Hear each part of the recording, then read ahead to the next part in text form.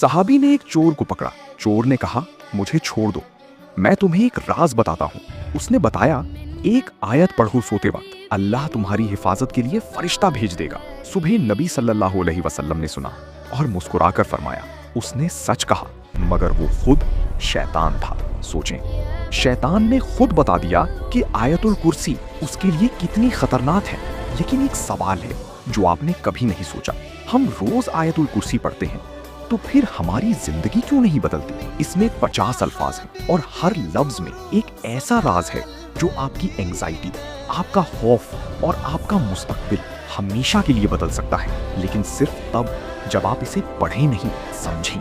मैंने एक पूरी वीडियो बनाई है जिसमें आयतुल कुर्सी का वो मैथमेटिकल डिजाइन है जो कोई इंसानी दिमाग नहीं बना सकता। वो इसमें आजम जिससे मांगी दुआ रद्द नहीं होती, और वो एक जुमला जो इस पूरी आयत का दिल है और आपकी एंजाइटी की जड़ काट देता है।